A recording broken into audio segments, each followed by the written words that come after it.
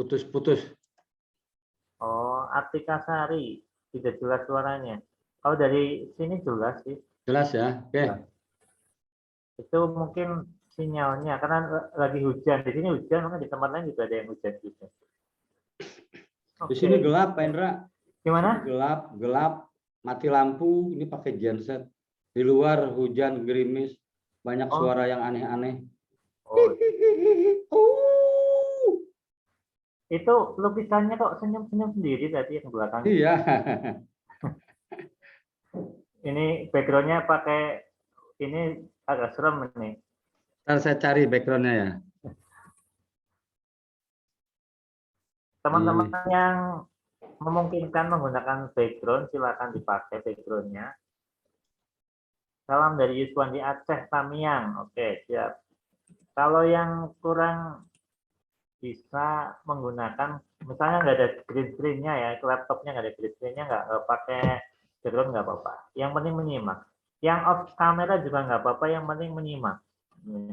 Pokoknya dari Uni Emirat Arab nih, Damri Hasibuan. Wah, ini dari Uni Emirat Arab, luar biasa nih. Ada dua yang dari luar negeri. Dia kenal sama anak saya nggak ya?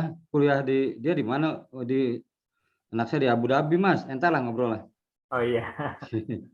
Oke, nanti bisa ngobrol. Oke, kita mulai teman-teman. Bismillahirrahmanirrahim. Assalamualaikum warahmatullahi wabarakatuh. Waalaikumsalam. Ya, selamat malam. Salam sejahtera bagi kita semua. Kita bertemu lagi. Ini bagi yang sering ikut. Bagi yang baru pernah ikut, ya, salam kenal. Saya Indra dari Si Publishing. Si Publishing ini penerbit dari Purwokerto, Jawa Tengah, yang sering mengadakan pelatihan bersama Golagong. Dan malam ini spesial fiksi mini dengan genre khusus, genre horor, yang mungkin hanya orang-orang terpilih yang berani mengikuti ini. Nah, ini nanti Pak Golagong akan berbagi bagaimana membuat cerita yang serem ya. Karena Pak Golagong juga pernah menulis novel horor, jadi beliau sudah membuktikan ya novel horor yang begitu serem. Dan malam ini kita belajar fiksi mini genre horor. Jadi kami ucapkan terima kasih pada Pak Golagong. Malam ini bersedia kembali sharing dengan kami ya, yang selalu pengen belajar menulis.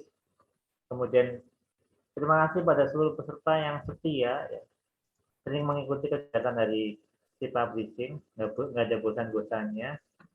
Dan alhamdulillah ada 885 peserta yang berani mengikuti kelas fiksi mini horor. Beda dengan kelas fiksi mini biasa. Kalau fiksi mini biasa ya itu biasa 1.400, 1.500. Tapi kalau ini mungkin tema yang orang tidak semua orang berani untuk mengambil tema ini, dan saya juga agak deg-degan ini. Biasanya ini kalau lagi kelas fiksi ini ada penampakan. Nah, ini Pak Golagong nanti akan membawa suasana ke sana ya. Kemarin pakai topeng ya, topeng seremnya nggak dipakai lagi, Pak. Iya, dicari. Lupa naruh di mana ya? Iya. Atau nanti mau dipakai lagi biar lebih hayati. Iya. Nah, ini nggak ketemu di mana tadi. Oke, nggak apa-apa. Narasumber kita nih bagi teman-teman yang baru pernah ikut, ini Pak Golagong, ini penulis novel Balada Siroy yang kemarin filmnya sudah tayang, dan teman-teman semoga banyak yang nonton ya. Balada Siroy difilmkan, dan kemudian karya beliau itu ada 127 buku lainnya. Belum dihitung yang antologi dengan teman-teman. Antologi dengan teman-teman setahun kemarin aja lebih dari 50 ya. Lebih dari 50 di tahun 2022. Di bulan ini aja kayaknya sampai 20. Iya, udah ya. Iya, ada tertalik, ada fiksi mini kemarin. Belum fiksi mini yang Januari, nanti ada lagi. Ya, jadi Pak Golagong ini karyanya luar biasa, banyak sekali, dan saat ini beliau menjadi duta bahasa Indonesia ya. Duta bahasa Indonesia dan sering keliling Indonesia. Kemarin beliau dari Sumatera Barat ya, Pak ya. Ya, dari Sumatera Barat, dan mungkin nanti akan ke kota-kota, ke tempat-tempat teman-teman nanti suatu saat bisa bersua. Gitu ya. Mungkin itu ya perkenalan dari Pak Golagong yang saya sampaikan sedikit saja. Selebihnya nanti teman-teman bisa googling dan bisa buka channel YouTube Golagong TV. Di sana ada banyak tips-tips menulis, ada banyak kegiatan-kegiatan literasi beliau keliling Indonesia, kemudian banyak konten-konten bermutu lainnya. Silakan di-subscribe Golagong TV dan juga di-follow Instagramnya Golagong Penulis. Nah, ini teman-teman bisa lebih mengenal beliau. Kalau yang teman-teman di sini kan sudah follow Instagram si Publishing ya. Nah, kalau follow Instagram si Publishing akan bisa tahu info-info kegiatan kelas menulis, termasuk juga kelas dari Pak Golagong. Mungkin Hendra, lihat gimana? layar saya, lihat Oh, backgroundnya. belakangnya ini, aduh, ini belum apa-apa sudah merinding nih. Oke, ini adik-adik yang ada yang anak kecil ini, mudah-mudahan jangan takut ya. Nah. Oke, sekarang kita mulai aja Pak Golagong. Share screen ya? Ya, saya serahkan penuhnya ke Pak Golagong. Terima kasih. Ya, oke. Share screen dulu. Share screen yang mana nih? Ini.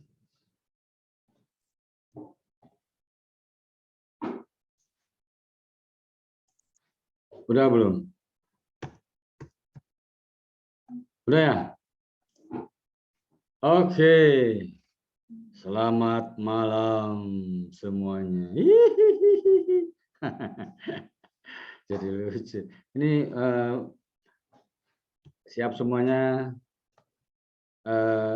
Jendela udah ditutup. Coba lihat gorden, Mbak Ani Raihani di belakang itu ada, itu anak kecil memang ya, ada anaknya ya. Cewek ya Mbak ya, Mbak Ani Raihani. Itu Mbak neneknya tinggal di rumah ya itu. Di belakangnya ada nenek-nenek Mbak Ani Raihani. Oke. Gabriel Gunason nggak ada wajahnya ya. Oke, selamat malam semuanya. Suara saya jelas?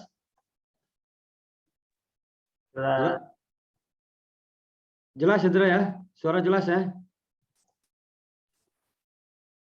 Jelas, oke, jelas. Sip. Mari kita bersenang-senang sekarang. Jelas. Nah, oke, mana sini sebentar ini macet lagi. Nah, apa yang kamu ingat tentang horor? Tulis di kolom chat. Silahkan. Apa yang kamu ingat? Ngeri, setan, dunia lain, cantik, susana, seram, pocong, merinding, sunyi, takut, penampakan, serem, hantu, takut, serem, rata-rata mistis, ada yang lucu, bikin deg-degan, menakutkan, tengah malam, pengalaman sejak kecil, memacu adrenalin, ngeri, Stephen King, Edgar Allan Poe, gentayangan, geli, serem, iblis, makhluk gaib, pocong, kegelapan. Wes, rata-rata begitu ya orang sekitar horor.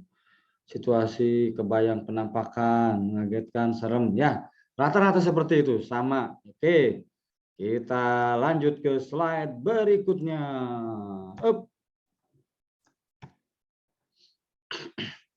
Ada yang tahu fiksi mini horor? Ada yang tahu? Silahkan tulis di kolom chat. Ada yang pernah nulis nggak fiksi mini horor komedi lucu-lucu ngeri, Indomie, Indigo apa Indomie terus Indigo, Indigo makan mie. Fiksi mini yang menceritakan tentang kisah mistis. Oke.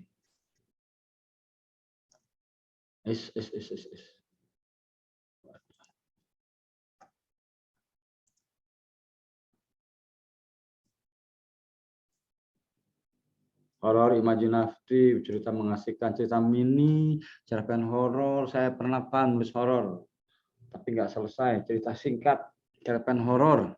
Oke. Jawab di kolom ya. Siapa nih ada yang belum jawab? Kalau tidak dijawab, nanti aku datang. Fiksi mini yang ceritanya seram menakutkan. Cerita bertema hantu, horor, cerita lucu tentang setan, fiksi mini tentang kisah-kisah. Oke, semuanya bisa benar. Oke, lanjut. Oh, fiksi mini horor. Pembaca dibuat takut, dibikin ngeri, ada hantu, monster, pocong, wewe gombel, kuntilanak, atau sosok yang nggak kelihatan. Nah, tapi intinya fiksi mini horor itu selalu endingnya harus mengejutkan. Ya, hampir sama dengan fiksi mini biasa. Nah, syukur-syukur berteriak, nggak bisa tidur, merasa tokoh mengerikan itu ada di belakangnya, bulu kuduknya berdiri. Nah, cara seperti itu. Ya, plot twist-nya juga horor, nggak selalu horor plot twist-nya. Kadang-kala tiba-tiba misalnya bisa saja dia orang yang sengaja pakai baju pocong, nakut-nakutin karena ada tujuan untuk menguras hartanya dan sebagainya. Ya, kan sebenarnya hantu atau wewe gombel atau kuntilanak itu kan tidak ada ya, tapi di dunia imajinasi berusaha dibangun ya buat hiburan aja lah, buat hiburan, nakut-nakutin gitu ya, tapi aslinya tidak ada. Jadi ada yang tetap bertahan bahwa itu adalah mitos, legenda ya, ada yang buat hiburan tadi, ada yang memang diberitahu itu tidak ada sehingga endingnya itu tiba-tiba mengejutkan, orang memakai make up dan sebagainya. Ya, wih, ada Pak, saya lihat sendiri, ini seperti Kak Savage, bayangan beliau jalan-jalan di rumah. Nah, jadi memang saya juga pernah pernah beberapa kali mengalami peristiwa-peristiwa seperti ini. Pernah ya suatu hari saya tidur di rumah tua, tiba-tiba ada kepala orang Belanda di tangan saya. Bayangkan tuh, malam itu tidak ada yang berani tidur di situ, di kamar itu. Jadi semua sedang ada acara ditampung di sebuah rumah tua. Nah, kamar depan itu nggak ada yang tidur. Kata saya, kenapa numpuk di kamar tengah ya? Ya udah saya tidur aja. Saya pengen, kan kalau tidur saya suka guling-guling gitu. Tidurlah saya di kamar itu. Bener malam-malam ada kepala orang Belanda di tangan saya. Itu ya. Nah, apakah itu mimpi atau tidak? Itu macam-macam lah. Pernah juga saya di Bengkulu di sebuah hotel. Ada orang Bengkulu nggak sekarang? Ya. Nah, saya tidur di sebuah hotel, begitu masuk udah kelihatan tuh. Wah, auranya nih. Masa ada hotel warnanya ungu, kayak warna kematian gitu, atapnya rendah. Nah, begitu saya check in di resepsionis, ada yang turun tuh, teriak ya, siapa yang nyuruh pindah ya? Saya kok disuruh pindah ya ke kamar. Orang semua ngelihat.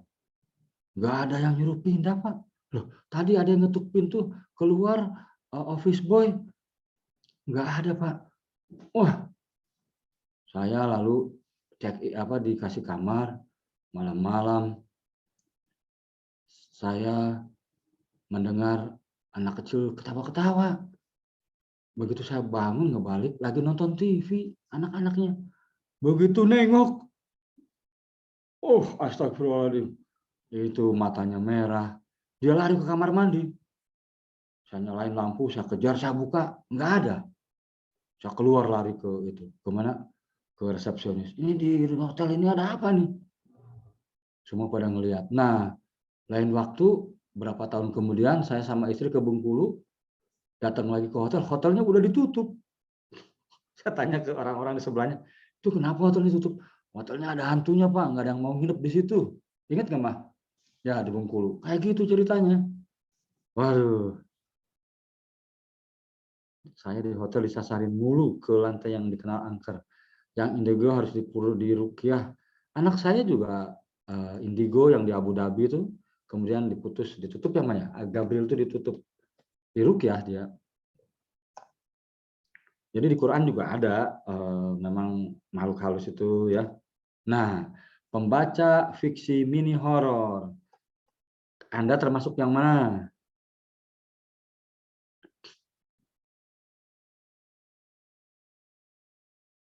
Selalu ingin mendapatkan rasa takut, membacanya takut-takut, cerita jangan terlalu panjang, cenderung menyendiri karena ingin merasakan kengeriannya, harus langsung terhubung dengan tokoh menakutkan. Nah, yang mana kira-kira cenderung menyendiri, yang ketiga cerita jangan terlalu panjang, semua nomor 4 langsung terhubung, membacanya takut-takut sedap. Iya memang nanti akan terbit deh buku 50 cerita horor versi saya. Saya kumpulkan ada itu. Jadi memang banyak kisah-kisah supranatural gitu ya.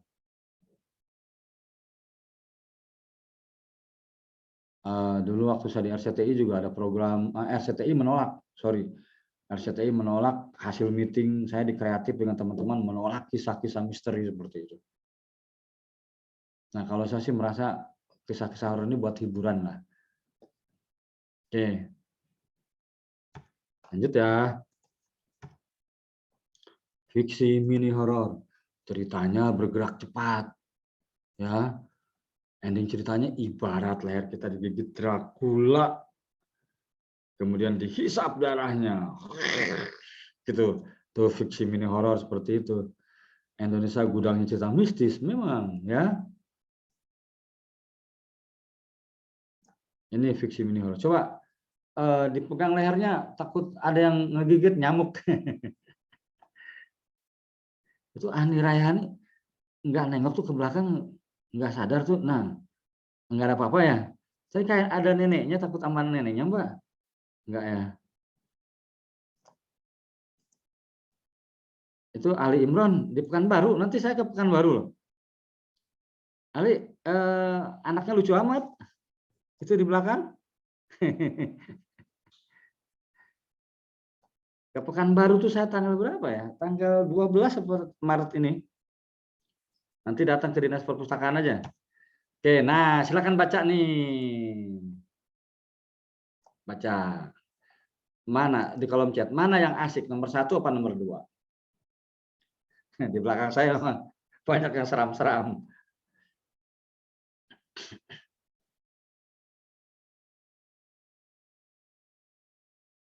Nah, jadi memang nomor 1 itu memberitahu Burhan beralih ketakutan ketika melihat pocong, disebutkan pocong. Nah, nomor 2 dibangun suasananya. Gitu. Coba bikin 1 kalimat aja. Ya atau ya beberapa kalimat. Oh, saya tunggu. Bangun suasananya. Silakan pada yang mau ada bikin. Jadi jangan disebutin.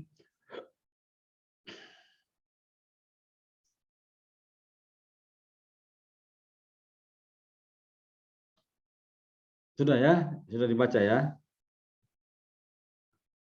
Burhan menghentikan motornya ketika jalan di mulut jembatan merah diselimuti kabut. Tiba-tiba lampu penerang mati dibarengi lolongan anjing. Au! Dan suara tawa aneh. Bau daging busuk menusuk hidungnya. Burhan menoleh ketika mendengar suara perempuan seperti tercekik. Antar saya ke jalan Kamboja, Bang. Oh, Bang, satenya 50 tusuk. Ini cerita lama nih. Ini udah jadi udah lagi mahasiswa saya. Banyak tuh kalau malam-malam lagi nongkrong, ada orang datang lewat, teman-teman juga nakut-nakutin. Mau beli sate. Di pojok kelas, Ayesa menyeringai dengan mata memerah dan darah yang menetes dari belakang kepalanya membasahi baju putih yang berubah warna. Angin sepoi berembus pelan, angin sepoi berembus pelan, angin sepoi berembus pelan. Ferdi mempercepat langkahnya saat melewati pohon bambu itu. Tiba-tiba langkah kakinya terasa berat. Dia menengok ke kiri ke kanan, namun tidak ada orang sama sekali. Hanya hembusan angin sepoi. Oke, mantap nih. Lokasi.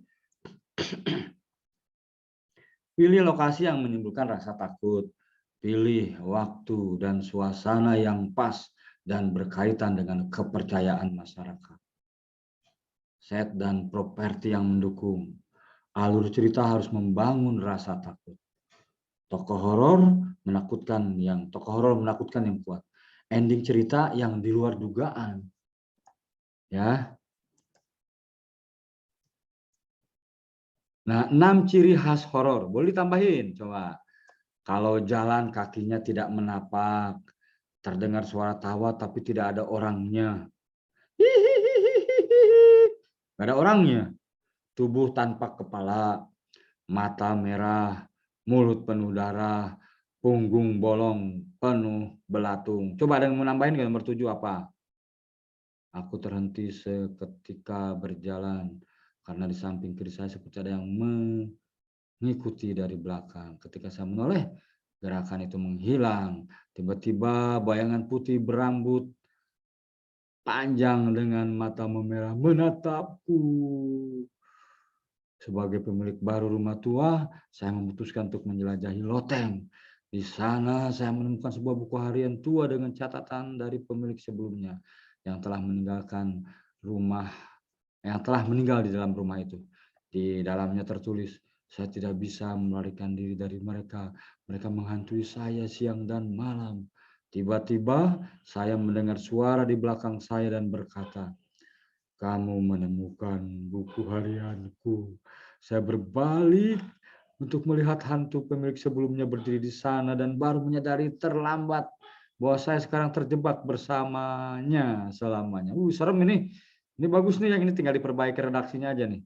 Jadi dia baca buku harian, tiba-tiba di buku harian itu aku sudah mati, tiba-tiba kamu menemukan buku harianku.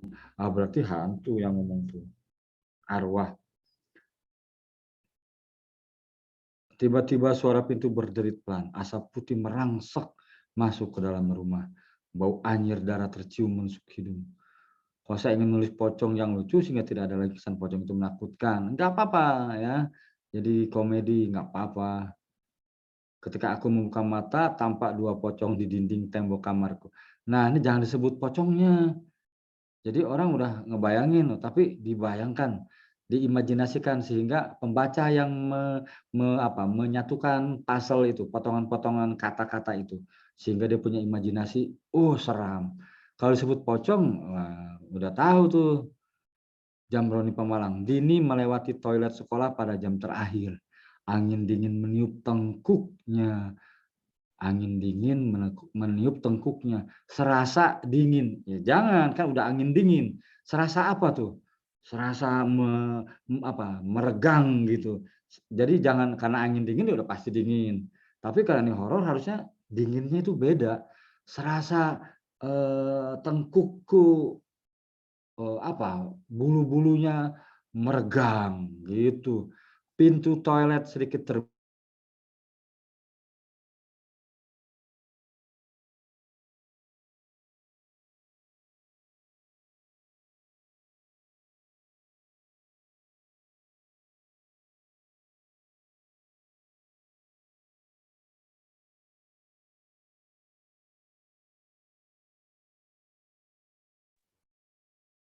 Ini Pak Gulagong kayaknya ada gangguan sinyal nih. Halo Pak Gulagong. Oke, kita tunggu sebentar nih. Gangguan sinyal atau gangguan jin ini. Saya hubungi dulu ya, hubungi Pak Gulagong dulu. Silakan teman-teman bisa membaca dan waduh ini hilang nih Pak Gulagong. Keluar dari Zoom. Semoga beliau baik-baik saja. Atau jangan-jangan ada sosok tadi yang di belakang itu mengganggu beliau. Oke, ini kita tunggu dulu ya, Pak Gulagong. Ini Ini bukan settingan, ini benar hilang beneran ini. Semoga beliau baik-baik saja nih. Saya hubungi via WA dulu ya.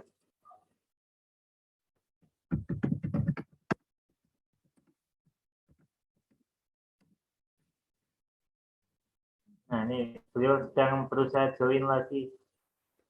Join ke Zoom ya, bukan join ke alam lain. Ayo Pak Golagong, datanglah.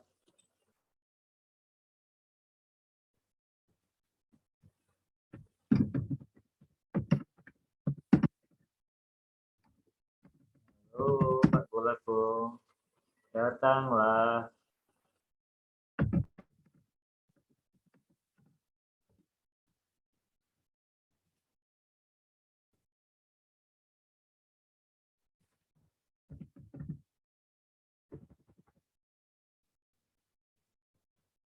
Kok komennya Pak Golagong juga hilang semua ya?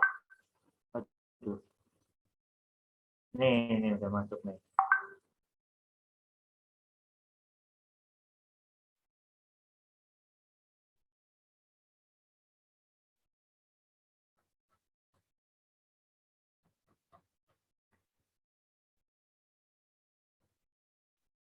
Oh, masih proses join.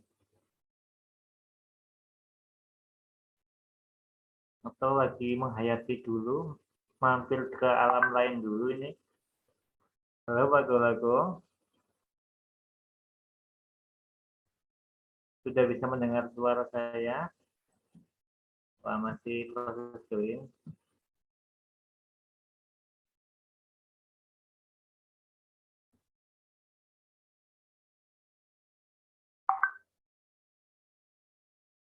Ya, silakan teman-teman bisa mempraktekkan tadi yang sudah dicontohkan Pak Golagong ya, sambil nunggu beliau. Nanti bisa dibacakan oleh beliau. Nanti ditulis dulu silakan. Ini malah hilang lagi.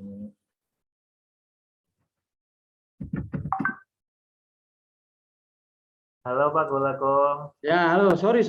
Kayaknya marah kali ini penunggu di sekitar saya. Tapi ini beneran Pak Golagong kan? Ya? Beneran Pak Golagong ini? Nah, udah ya. Ini saya sendiri nih, asli nih. Oh asli Oke, ya? lanjut ya. Oke asli ya. Oke. Silakan lanjut. Ya, tadi kenapa ya? Ada yang Oke. jahilin itu. Ya, oke, nomor 7 nggak ada nambahin ya. Nah, ini terus. Tadi kan, balik lagi ya. Tadi kan 6 ciri khas. 6 ciri khas, kalau jalan kakinya tidak menapak, jangan bercanda. Jadi, bahaya ini bercanda nih. Terdengar suara tawa tapi tidak ada orangnya. Tubuh tanpa kepala, mata merah, mulut penuh darah, punggung bolong, penuh belatung. Dan silakan tambahin. Nah, ini lokasi mana yang membuatmu takut? Nah, ini mana yang membuatmu takut? Kuburan, sumur tua, rumah tua, jembatan, kamar mayat. Kira-kira yang mana yang membuat kamu takut? Rumah sakit, kamar mayat, gudang, alam pikiran. Nah, silakan, bebas. Rumah tua lengkap dengan properti yang tua, sumur, ya. Saya juga sebetulnya tidak begitu ahli di ini, tapi sering saya bikin cerita horor, cerpen-cerpen horor, mencoba ya. Kalau kuburan ramai gak takut, jembatan, kamar gelap lembab, serem bawah pohon bambu. Ya, pohon bambu tuh kalau jalan dia bergerak. Saya pernah waktu kecil, nah apa tuh mah? Itu apa? Oh, bakso. Ada orangnya gitu, bunyinya doang. Hah? Tuh di jendela bunyinya doang. Nggak ada itu tukang bakso, tapi kok nggak ada orangnya. Dipukulin tuh, tok tok tok. Ya, pasar, villa kosong, pohon angker. Oke, lanjut ya. Nih. Nah, pernah jalan melintasi kuburan di malam hari? Coba tuliskan detailnya, perasaannya gimana? Kalau saya tuh lewat kuburan tuh benar-benar misalnya harus lewat kuburan, ya saya lewat, tapi tetap ini ya, tetap apa? Takut sih enggak, tapi maksudnya apa ya? Hening gitu ya. Bahasa Sunda manaonnya, asa tepuguh we nya, kayak tidak Keeng itu apa? Kalau bahasa Jawanya apa keeng? Suwung. Suwung ya.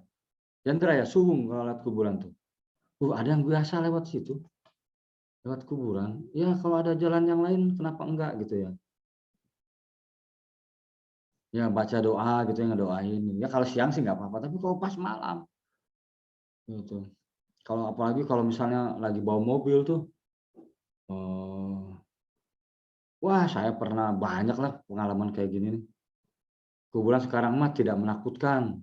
Ya bener sih, kalau di Jakarta mah apalagi main gaple, main domino, buka baju ya. Saya pernah ngelihat, ya Allah, karena berdempetan dengan orang, dengan rumah-rumah penduduk ya. Di beberapa negara juga, waktu ke India saya lihat kuburan itu, di Filipina apalagi ya ada tuh. Oke, lanjut ya. Nah, dibaca ya. Silakan dibaca. Ini contoh.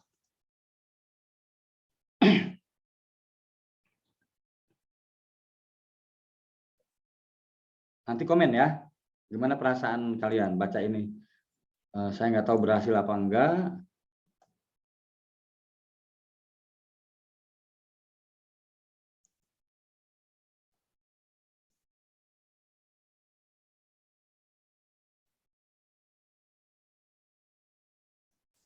Nah, Cecep Mulyana belum muncul layar Pak. Kok belum muncul? Maksudnya gimana? Belum muncul? Ini Fitriana Rahmawati sharing PowerPoint saya ada kan? Kalau belum muncul, Rizka itu ada kan ya? Ada di sini. Ada ya. Fitriana Rahmawati ini nggak on cam ya? Tapi ini asli kan orangnya? Iya asli. Asli orang. Benny Chan. Oh, kalau udah pakai peci aman, udah ada apa mantra-mantranya, udah ayat-ayatnya, udah pakai ayat kursi lah. Nah dibuka Benny Chan pecinya. Ika Cahyaning Tias. Ini nggak ada orangnya.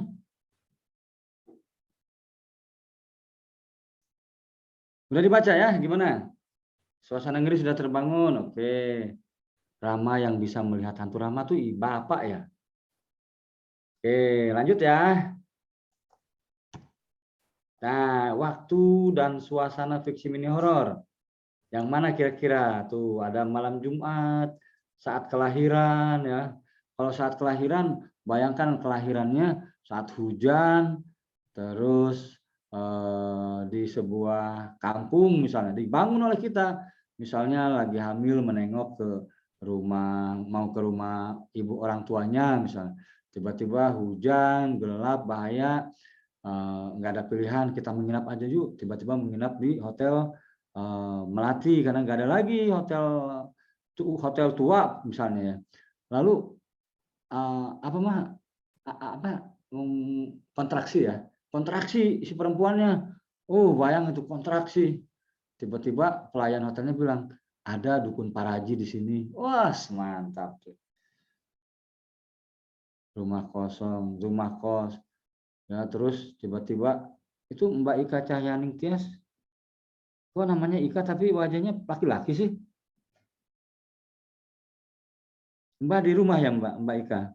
Oh perempuan. Tapi itu tadi ada suaminya ya? Suaminya ada di rumah? Nggak ada, tadi lewat siapa? Kakek? Suami kayaknya ya. Jadi gitu ya, silakan tuh. Tambahin nomor 6-nya apa? Silakan. Jadi cari momen-momen atau mitos ya. Mitos itu misalnya yang paling kita kenal tuh kan maghrib. Ada film itu sekarang, waktu maghrib. Salat sepertiga malam. Terus jaga di rumah sakit malam hari benar. Sandai kala ya. Waktu kecil kan awas ya kamu maghrib pulang nanti diambil sandai kala gitu ya. Nah itu buat hiburan lah ya. Oke lanjut ya. Jaga malam di sekolah ya. Apalagi sekolahnya misalnya bertetanggaan dengan rumah tua yang dulu pernah ada pembunuhan misalnya. Wah di perpus benar, di perpus juga serem tuh. apalagi perpusnya di pojok misalnya, dan bertetangga dengan rumah sakit, persis di ujungnya itu ada kamar mayat. Wah, sudah mantap jiwa itu. Nah, ini set and property. Ini harus juga menjadi semacam aksesori, keris, kemenyan, asap, batu nisan, kepala tanpa tubuh, kain kafan, banyak lah, tambah-tambahin. Ada cerita yang nggak bisa saya lupakan itu. Waktu itu saya disuruh nganter makanan ke rumah kakek di pinggir sungai di Purwakarta. Kakek saya ada yang di Purwakarta. Itu udah sholat maghrib disuruh nganter. Jalan setapak itu kan, jalan melewati perkebunan. Nah, pas lewat jembatan, itu saya langsung terhenyak gitu. Di jembatan itu ada sosok tinggi besar. Waduh, tapi kata bapak, kalau melihat itu, liatin, plototin sama saya itu. Oh, ternyata karena gelap pohon durian. Pohon durian itu terkena cahaya kali ya dari bulan. Seolah-olah jadi sosok mengerikan. Tapi lari saya, lari. Kata kakek ditanya, lihat apa kamu itu ngos-ngosan begitu? Ya, tadi lihat, nggak ada itu. Kalau versi orang lain di jembatan itu ada penunggunya, gitu. Oke, ya. Kuburan, lokasi yang disarankan kuburan, sumur, rumah tua, jembatan. Tadi udah ya. Nah, silakan. Nah, ini menarik nih. Di dunia hiburan itu muncul pemain-pemain horor yang baru. Tiba-tiba muncul suster ngesot, kakek cangkul, nenek gayung. Kalau kuntilanak, genderuwo itu cerita lisan atau legenda, mitos, cerita rakyat yang kita diwarisi itu, ya diwarisi itu. Coba bisa nggak bikin tokoh horor sendiri? Cari. Sekarang kita tuh dipenuhi oleh tokoh-tokoh horor dari warisan dari zaman dulu. Apa ya? Kuntilanak, Wewe Gombel, genderuwo, leak, pocong. Tiba-tiba ada tuh si manis, Suster Pargoy. Apa tuh Suster? Suster Pargoy. Suster Pargoy itu apa? Oh, joget-joget ya. Mister Gepeng. Saya pernah menciptakan sosok hantu bernama Sama Dia yang muncul di malam Selasa Kliwon. Konon katanya malam Selasa Kliwon lebih keramat. Nah, ini menarik nih. Kalau mampu menyodorkan latar belakang budayanya, antropolognya, sosiologisnya, itu bisa. Kalau misalnya itu mitos larinya ya. Kuntilanak pocong, hantu abang ojol, buto ijo tuyul. Ya itu kan legenda-legenda ya. Silakan cari. Nanti kan ada lomba tuh. Silakan cari ya. Nah, ini dia. Diksi atau kata yang dilarang digunakan di fiksi mini horor. Jadi ketika menulis cerita pendek, saya juga sering terjebak. Misalnya rumah itu menyeramkan. Itu pembaca jadi selesai, nggak bisa berimajinasi. Bagaimana menuliskan suasana seram, takut, misalnya kan ketika aku buka ketika aku buka pintu rumah, pintu kamar itu, suaranya seperti perempuan yang sedang menangis. Nah, kayak gitu nggak buka pintu, seperti perempuan sedang menangis. Kayak gitu ya, jijiknya tuh gimana? Misalnya kamu gambarkan kepala, tubuh, kepala yang terpisah, tangan, jari-jari yang bergerak, dia meraup nasi dan mengunyahnya. Ketika dia terbatuk, yang keluar bukan serpihan nasi tapi belatung. Nah, belatung. Jadi jangan bilang itu jijik, ya. Kayak gitu. Jadi biarkan rasa-rasa itu ada di pembaca. Oke, silakan lagi tuh. Membangun suasana takut. Saya nggak tahu ini terbangun nggak suasana takutnya. Kayaknya harus ngopi. Mama tapi bikin kopinya di dapur. Sendirian lagi mah. Di dapur kan gelap itu. Berani nggak?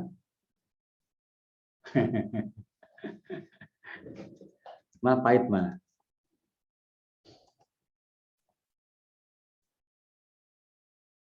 Nah, bau anyir, suara berat dan parau. Coba dibaca dulu ini ya. Istriku sedang bikin kopi di dapur. Malam-malam gerimis.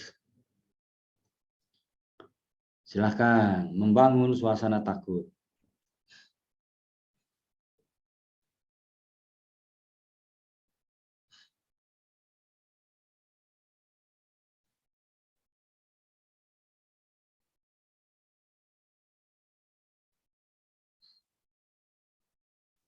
Apa nama channel YouTube-nya? Si Publishing kayaknya, si Publishing. Mah kopi yang baru mah, yang Arabica ya.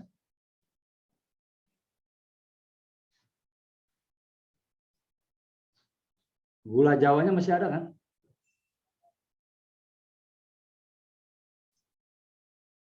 Oke, lanjut ya.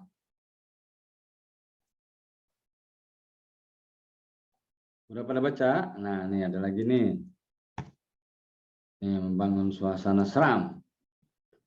Potongan daging tersimpan rapi di dalam kardus besar. Coba potongan dagingnya tuh diterjemahkan misalnya. Tangan kiri yang ketiaknya mengucurkan darah. Terus apa? Lutut. Jadi mutilasi, coba gambarin tuh mutilasi. Nah, ini membangun suasana seram. Nah, saya nggak tahu nih, coba rasakan. Baca terbangun nggak suasana seramnya?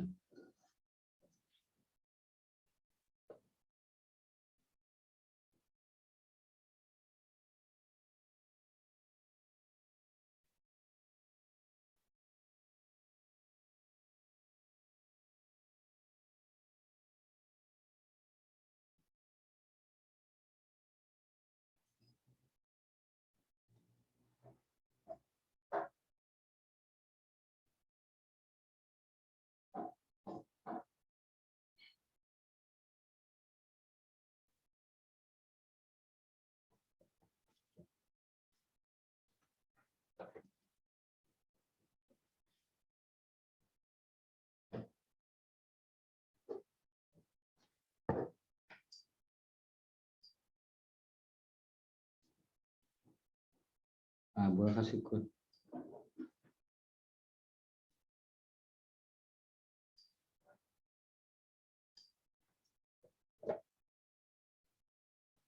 Aduh, terima kasih. Ini kopi. Nah, kopi apa nih? Kopi Loco Arabica Premium dari Mandailing. Promosi. Saya kemarin dari Sumatera Barat, dari Pasaman Barat, Pasaman Barat, Bukit Tinggi, Agam, Padang, ya 3 kabupaten ya. Maaf ya, saya minum kopi. Oke ya, silakan coba. Berasa ya tegangnya ya. Nah, saya ada nggak kata-kata menyeramkan? Nggak ada kan?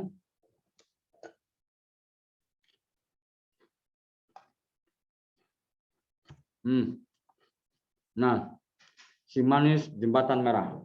Baca lagi.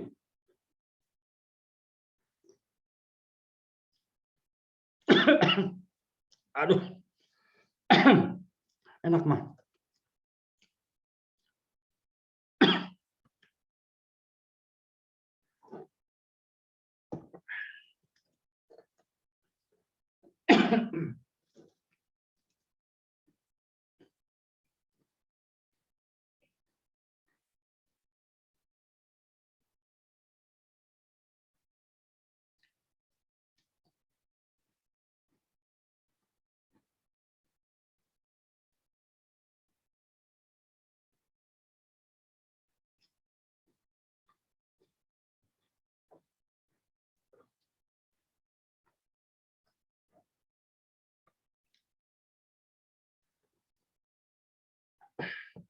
Nah, yang ini beda kan?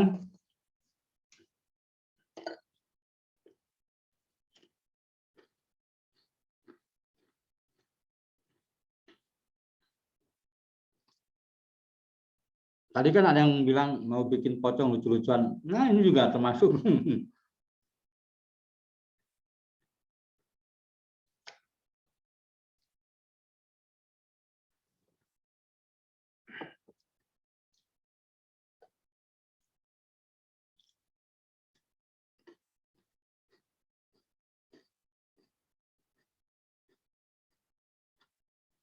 Hantu gadungan.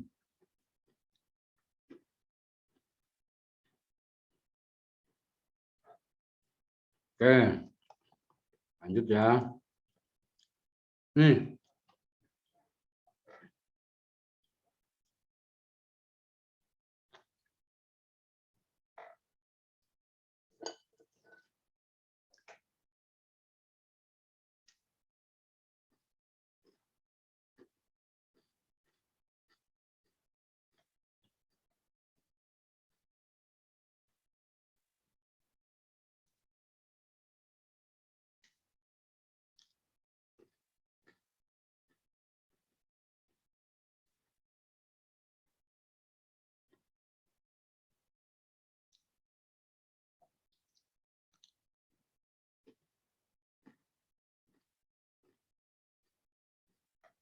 Nugrah.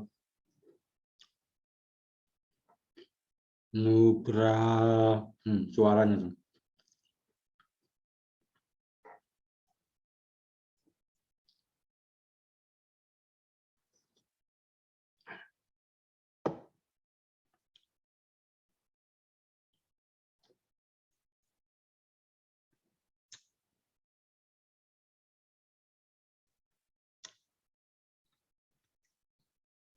Izin SS itu apa ya? Muhammad Ijul. Hah? Oh, screenshot. Pacarnya setan.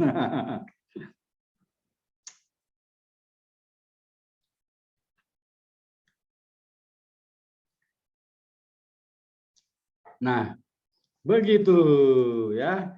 Ini 50 karya fiksi mini. Di sini ada ya horor-horornya nggak, Indra? Ada ya? Kayaknya belum masuk yang horor. Di novel ini belum ada yang horor. Belum Mercusuar, masuk. mercusuar. Belum ada ya? Ini kan yang sampai bulan November itu. Ya. Oh, horor kan kemarin baru Januari. Jadi ini belum masuk. Nah, ini teman kalau pengen belajar plot twist bisa baca buku ini ya, apa 50 kumpulan film ini. Di situ ada 5 plot. Harganya berapa sekarang? Harganya udah 100.000 ya? Iya, udah 100.000. Iya, ini udah PO-nya udah selesai. Tapi ini keren banget ini. Karya Pak Golagung semua ini. 50 isim ini ada 50 plot twist. Nanti akan ada terbit 2 buku lagi, 50 fiksi mini dan 50 cerita horor. Tungguin tahun ini ya. Ini ada yang udah beli ini katanya. Ada yang udah beli ya. Oke. Silakan Mas Indra. Sekarang ada yang mau bertanya? Silakan. Oke, teman-teman, saya persilakan raise hand untuk bertanya. Ada yang ingin bertanya? Oh, ini ada yang sudah raise hand. Satya Michelia, silakan bisa buka mikrofonnya, Satya Michelia.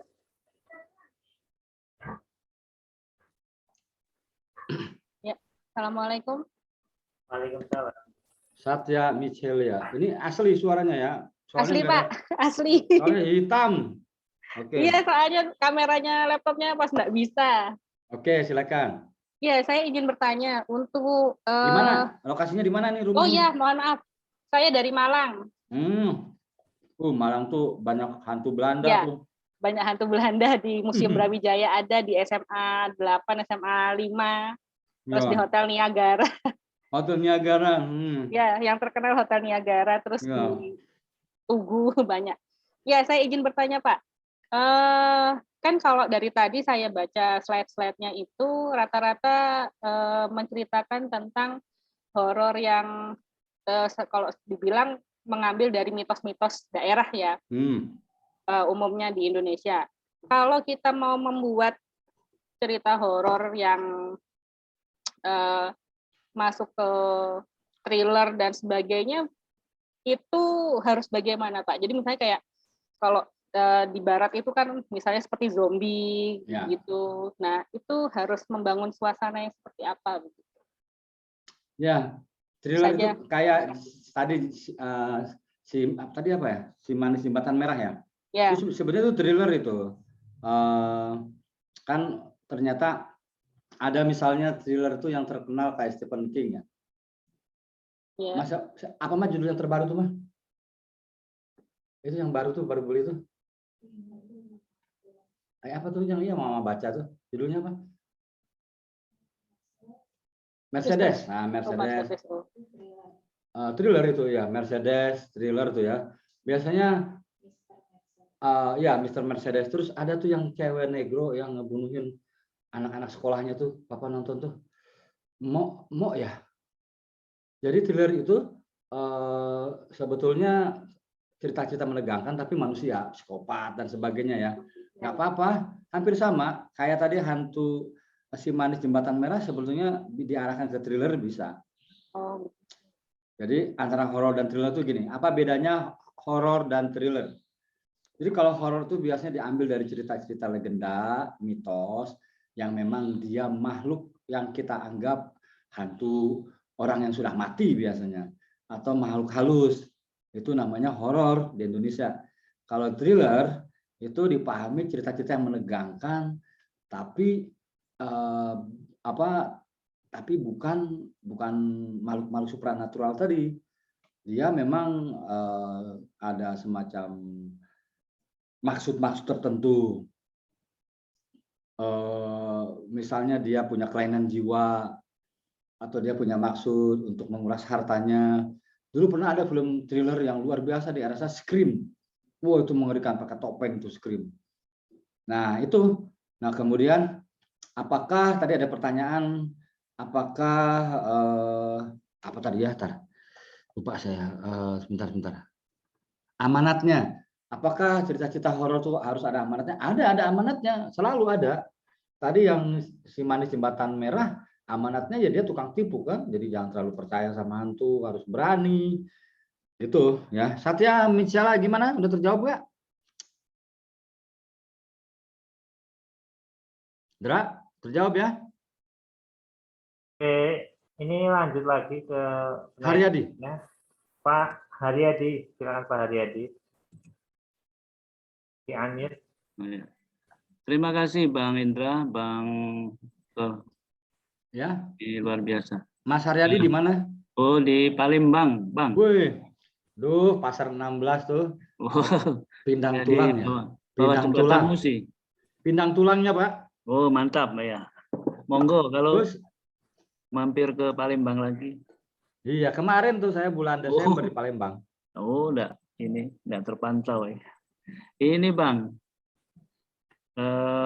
membangun atau mengembangkan cerita itu kan sering kehilangan jejak. Itu bagaimana? Itu yang pertama.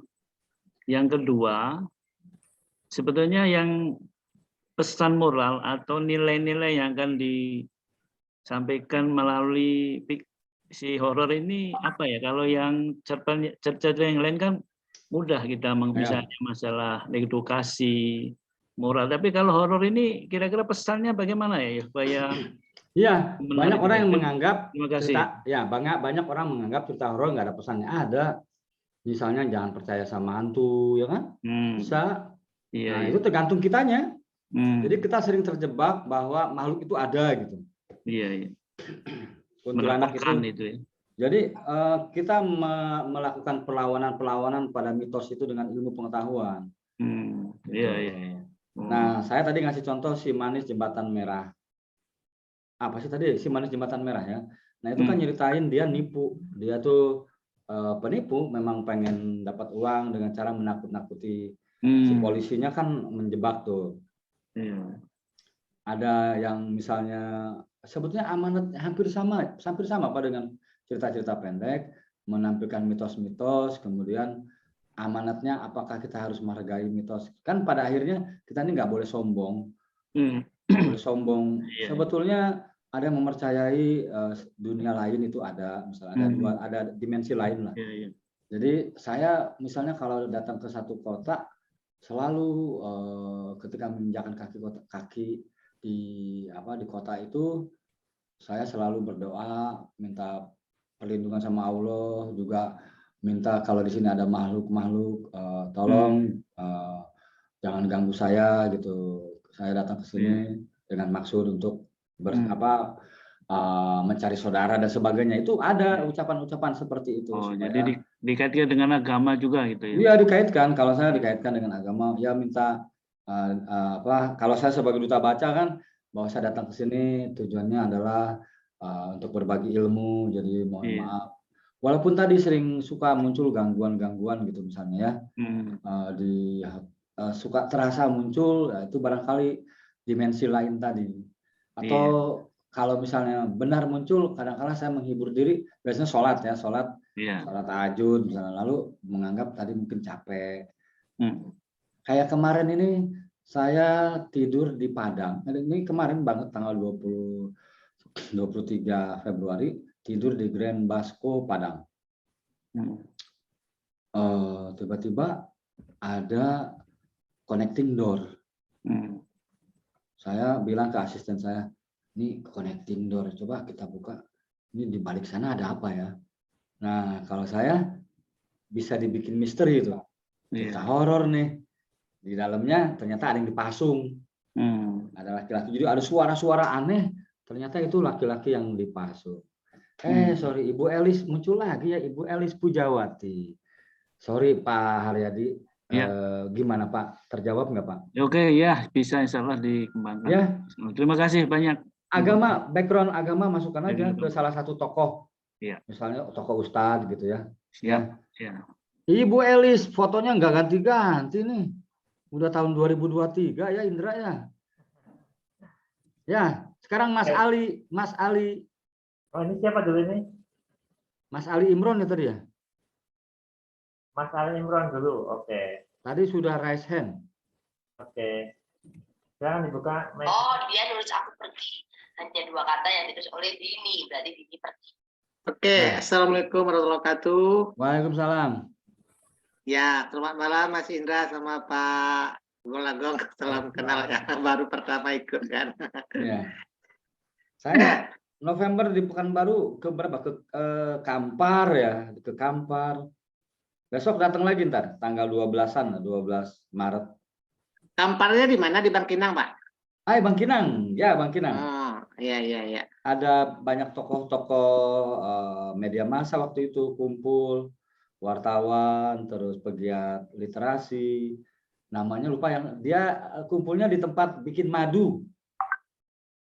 Lupa, ya, apa itu? Lupa, di balai bupati ya, bukan?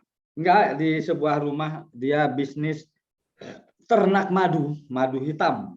Oh, di apa itu ya? Oh, namanya kalau di sini Bangkinang Seberang atau Bangkinang Seberang bahasa daerah. Ya. Mungkin kali. Oke, Mas Ali Imron mau tanya apa? Ya, makasih Pak. Antara cerita fiksi horor, film horor pendek gitu Pak. Apakah kalau dari cerita pendek horor itu difilmkan itu merubah tokoh utamanya atau tidak Pak? Atau memang dari cerita itu difilmkan gitu? Gimana Pak perbedaannya? Kalau film itu ada 3 metodenya. Misalnya kalau dia diangkat dari novel, dari cerita pendek, dari cuitan di Twitter kayak KKN di Desa Penari itu kan dari cuitan di Twitter. Itu tergantung metodenya. Ada yang bersetia pada ceritanya, ada yang mengadaptasi, diambil ceritanya tapi diubah tokoh-tokohnya, ada yang digabungkan. Itu jadi ada tambahin tokoh baru, setting lokasinya. Misalnya setting novelnya tahun 60 dipindahin tuh ke setting sekarang, hantunya ada di apartemen misalnya, kayak gitu. Bisa itu. sekarang hantunya pegang handphone misalnya. Boleh, nggak ada masalah, itu tergantung penulis dan sutradara dan produsernya. Gitu ya, Mas Ali Imron. Oke. Jadi nggak usah Satu lagi, mikir. Pak. Ya, apalagi? Kalau untuk kita membuat sebuah cerita pendek horor, fiksi mini horor ini, Pak, Ya. itu minimalnya itu berapa kuarto ya, berapa Ya. standar? Ini kan nanti masing-masing harus bikin tuh, harus bikin fiksi mini horor nih. Indra, si publishing itu memutuskan antara 400 sampai 300 sampai 500 kata. Ya, Indra ya? Iya, iya. 400 sampai 500 kata. 500 kata, ya. Ya. Ini ada yang bertanya nih di chat, apakah tokoh-tokoh yang tidak kelihatan boleh dituliskan? Boleh, nggak apa-apa. Hanya suara saja misalnya. Nah, tapi harus ada tokoh utamanya yang mendengar suara-suara tanpa wujud itu. Ya, ini ya. Mbak Diah. Oke, Mas Ali Imron, oke ya? Ya Pak, bentar Pak, satu Pak. Jadi tokoh yang kita kisahkan ini nih Pak, jadi kan bisa berupa, kita menceritakan misalnya tokohnya itu yang tidak berupa wujud, tapi kan kita kisahkan dia itu selalu mengganggu kita. Seperti itu kita kira Pak ya? Boleh, bebas. Okay. Yang penting pembaca nggak bingung. Oke, terima kasih Bapak. Ya, jadi inti cerita horor itu yang tadi saya bilang, bikin takut, bikin ngeri sedap, kayak gitu. Ya. Oke, ini ada pertanyaan lagi dari Dialover tadi sudah, boleh tokohnya tidak nampak. Terus Sin Jaidi, bagaimana cara yang tepat untuk membangun suasana horor? Tadi udah ada PowerPoint-nya tadi. Jadi ya membangun suasana horor harus tadi lokasinya di mana, waktunya juga, suasananya, kemudian dibangun tuh suasananya dengan cara seperti itu. Misalnya ada suara tanpa wujud, ada tubuh tanpa kepala. Nah, hal-hal itu yang bisa membangun suasana menakutkan ya. Oke, silakan Indra, siapa? Muhammad Iqbal.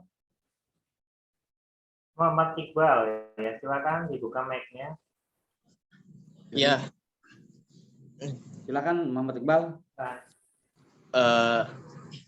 Di mana? Lokasinya? Ya? Domisili di mana? Saya Sukabumi. Sukabumi malah Bajurik ya. Emang. Ya, Bajurik Sukabumi mah tuh. Ngeri. Pelabuhan di. Daratang tinu kapal kabawa. Mohon. Nah, cuma Muhammad Iqbal mau nanya apa? Iya begini Pak. Saya kan emang suka cerita horor gitu ya. Mau cerita horor yang mistis atau psikologis atau yang gabungan keduanya. Ya. Saya juga sering bikin cerita-cerita horor gitu. Bahkan saya masukin atau dirubah ke drama horor. Saya juga pernah bikin drama horor di sekolah. Tema slasher gitu atau aliran sesat. Tapi saya emang terkadang suka masalah di alur, Pak. Ya. Ya, jadi bagaimana sih sebenarnya alur cerita horor itu yang benar, mungkin bisa dibilang benar gitu ya. Dan juga kalau bisa apa sih yang bikin plot itu menjadi spesial gitu ketika para audiens menikmati cerita horor tersebut gitu, Pak. Iya. Oke, sesuai saya hubungkan dengan pengalaman saya. Memang harus sering-sering keluar rumah, menggali cerita di masyarakat, atau kita banyak baca juga. Misalnya kayak kemarin tuh saya di sebuah kota saya sebut aja Bukit Tinggi ya. Panitia mau menginapkan saya di hotel berbintang, di Novotel atau Santika atau Rocky, di situ ada. Tapi saya memilih hotel lama karena saya suka dengan arsitekturnya. Nah, di situ kita mencoba berimajinasi. Ketika saya masuk ke hotel itu, Saya bangun percakapan-percakapan. Saya ngomong aja sama teman-teman di situ. Kenapa Mas Gong kok tidurnya di hotel ini? Kata saya, dulu waktu muda saya di sini itu karena menghemat, tapi sekarang karena kenangan.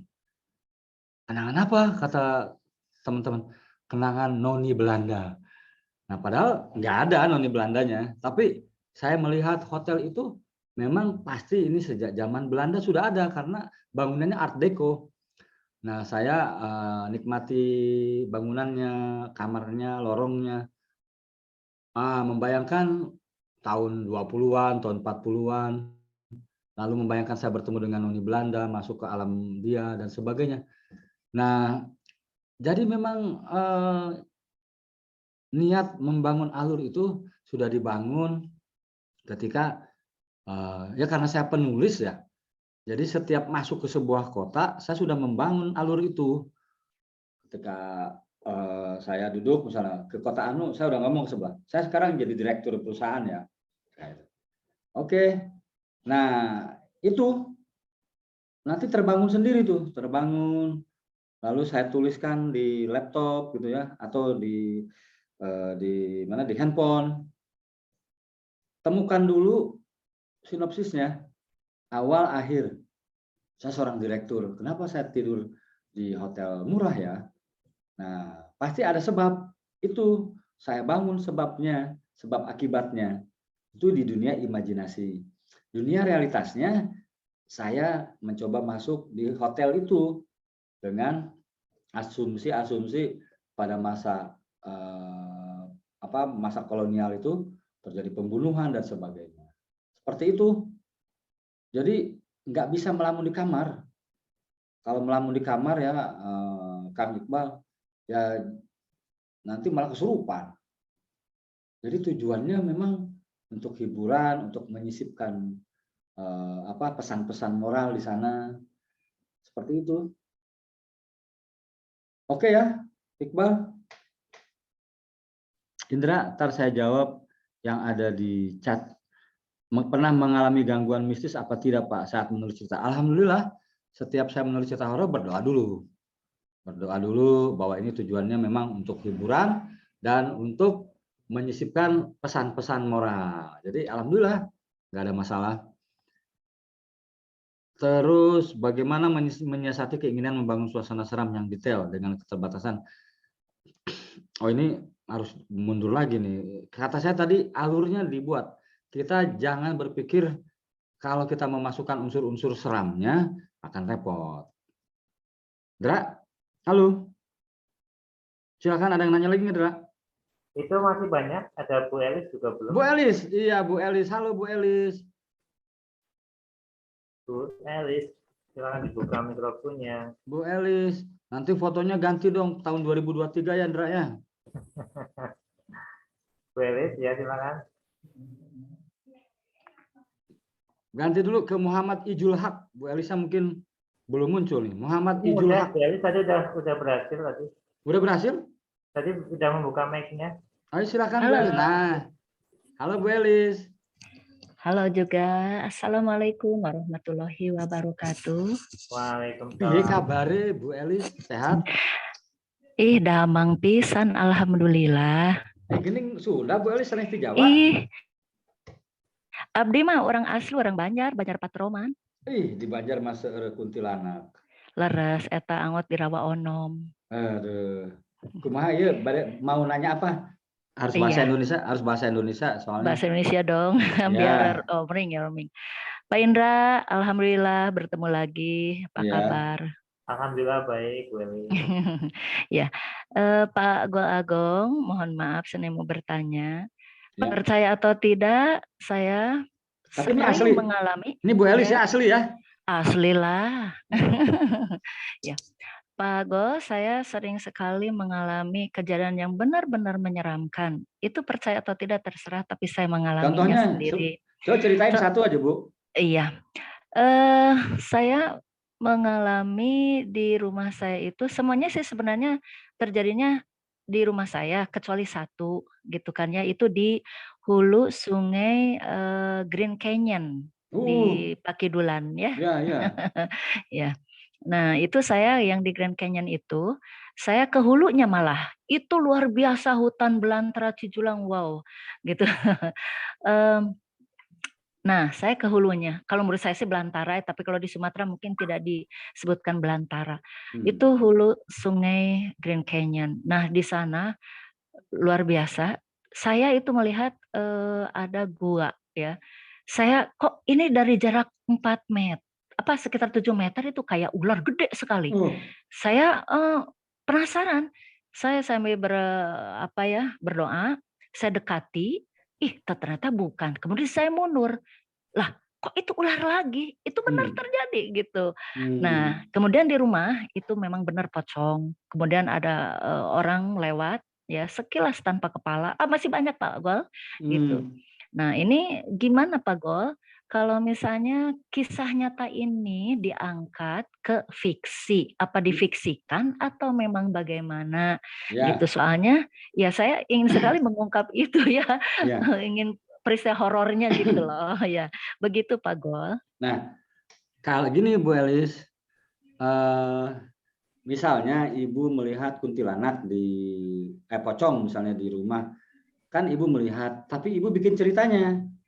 Nah, misalnya kalau dalam dunia fiksi difiksikan ternyata pocong itu mantan pacar Ibu, misalnya nakut-nakutin. Sebetulnya dia cuma pengen lihat Ibu. Nanti ketahuan tuh, misalnya tiba-tiba dia nginjek paku, aduh gitu. Loh, pocong kok. Gitu, bisa tuh seperti itu. Iya. Tapi bisa nggak Pak? Hah? Ya, tapi bisa nggak misalnya tadi seperti Pak Gol gitu, itu ketika saya tulis tadi di chat itu memang benar gitu ya, tapi kata Ya, Pak Gol tadi tidak usah disebut pocongnya, seremnya aja gitu. iya. Bisa ya? Bisa ya? Jadi ya Ibu gini deskripsikan, misalnya kain kafan, ya kan, ada kapas di Iya, iya, iya. mata, sehingga orang nanti beranggapan itu pocong. Kalau Ibu mau menghadirkan pesannya bahwa pocong itu ada, misalnya, Ibu hadirkan tokoh ustadz, misalnya. Dibikin alasan-alasan apakah rumah Ibu dulunya kuburan.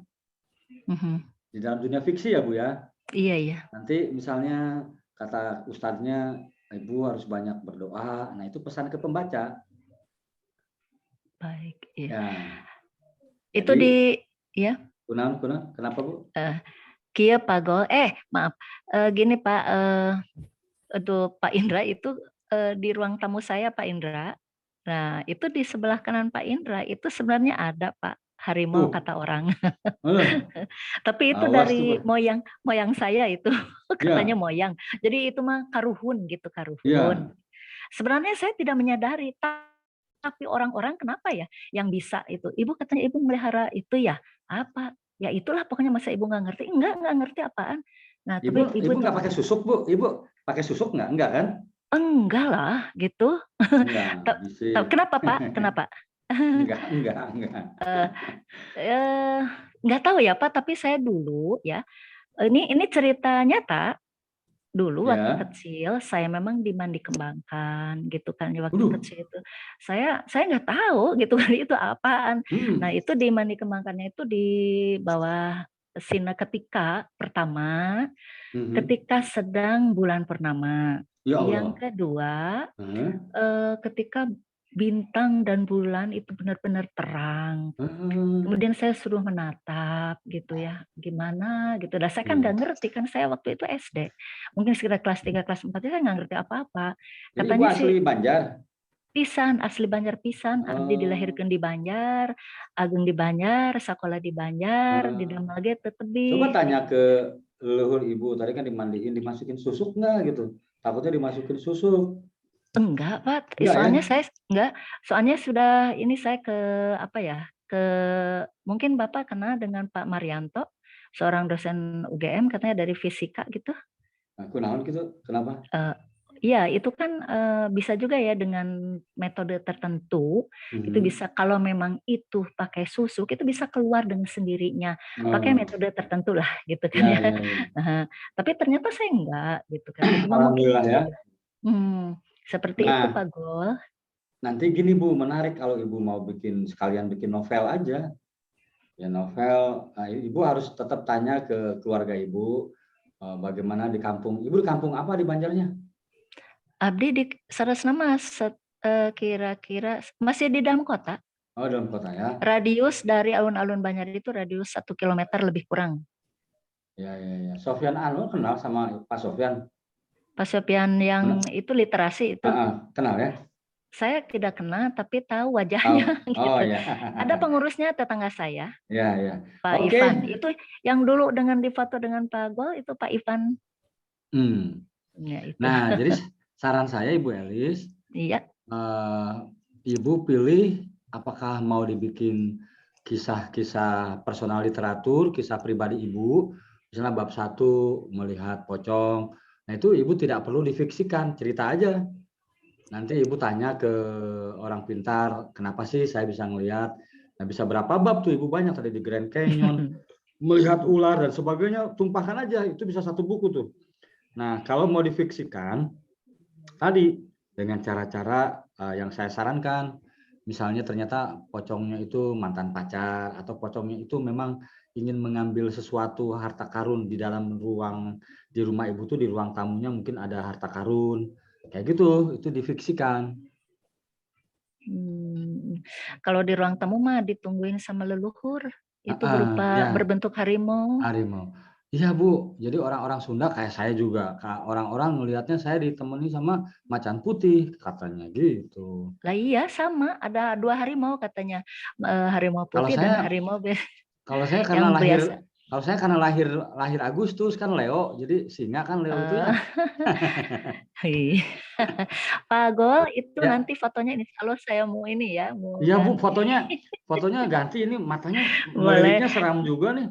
Karena iya, itu kan sesuai.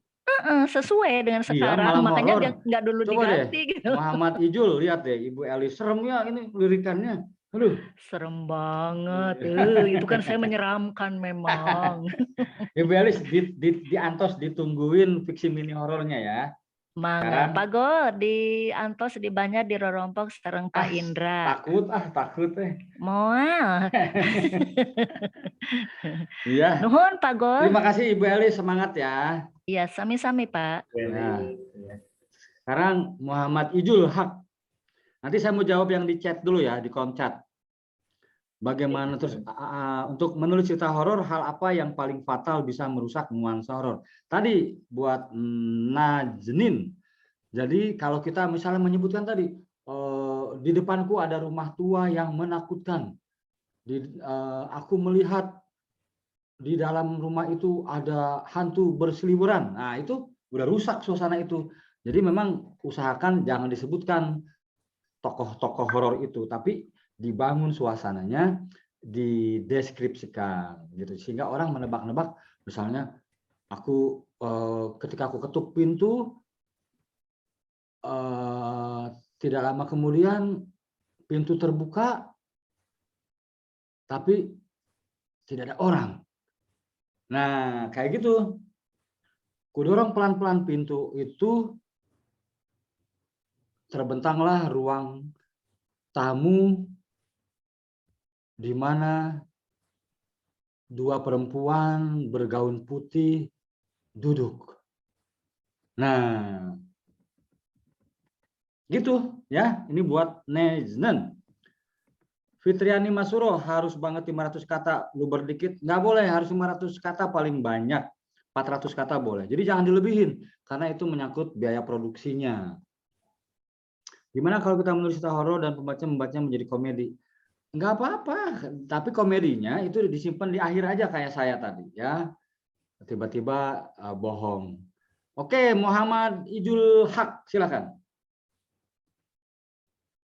Duh, Indra, ini saya masih menatap wajah Ibu Elis nih, matanya nih kayaknya mengganggu banget ini sorot matanya ya. Bismillah. Ya. Silakan Mas Muhammad Ijul. Assalamualaikum Muhammad Ijul. Waalaikumsalam Pak Gol. Ya. Baik, langsung saja yang ingin saya tanyakan. Setahu saya ketika kita menulis entah itu fiksi mini atau itu novel fiksi, yang saya tahu itu harusnya pakai sudut pandang orang kedua dan orang ketiga. Nah, menjadi pertanyaan saya itu apakah bisa kita menggunakan sudut pandang orang pertama walaupun kita sedang mengerjakan proyek fiksi. Oh ya, saya dari Watampone, Sulawesi Selatan. Watampone. Oke. Ijul, boleh. Saya yang judulnya malam terakhir pakai aku. Aku yang datang ke hotel tadi ketemu noni Belanda. Boleh pakai aku. Tapi upayakan akunya. Tapi ini tidak ada larangan. Akunya aku si penulis, ya. Jadi kamu misalnya menceritakan. Tapi kalau saya akunya menjadi orang lain. Aku menjadi direktur. Aku menjadi anak sekolah, misalnya. Akunya menjadi perempuan, misalnya. Kalau misalnya gini, aku dorong pintu WC di sekolah. Tiba-tiba Ijul berteriak, Susi, jangan kamu buka pintu itu. Nah, berarti si akunya Susi, kan? Benar nggak? Kan tadi aku dorong pintu WC sekolah pelan-pelan. Tiba-tiba Ijul berteriak, Susi, jangan kau buka pintu WC itu. Tapi sudah terlanjur aku buka. Terlanjur aku buka dan aku langsung terjengkang ke belakang karena di WC itu ada mayat tergeletak. Nah, kayak gitu. Ya. Jadi akunya boleh aku orang lain atau aku menjadi Susi, menjadi orang ketiga tunggal, bebas. Yang penting kita tidak membuat bingung pembaca. Itu Ijul ya. Oke. Thank you Ijul. Saya ke Rama. Nah, tapi ini sebentar saya mau baca dulu. Nadilah N. Selain menggunakan makhluk halus monster, apakah bisa untuk menggunakan manusia? Boleh. Tadi di cerita si cantik jembatan merah itu orang. Ya, jadi boleh. Terima kasih ya Ijul ya. Boleh bebas menggunakan binatang, menggunakan orang, menggunakan monster, bebas. Silakan Rama. Jadi unmute Kak Rama. Ya. Indra, ada pertanyaan, apakah fiksi mini horor latarnya bisa lebih dari satu? Sebaiknya satu lokasi. Karena fiksi mini memang minimalis, misalnya di kuburan aja. Dia bisa pindah di lahan parkirnya, boleh di sekitar kuburan tuh, ya.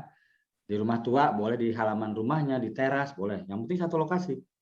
Oke, silakan Rama F. Oke, thank you Pak Gol. Selamat malam Pak Gol. Ya, Rama di mana nih? Saya di rumah. Enggak, di kampung mana? Di Bogor Pak Gol. Di Bogor. Bogornya Kerkhof ya, kuburan Belandanya.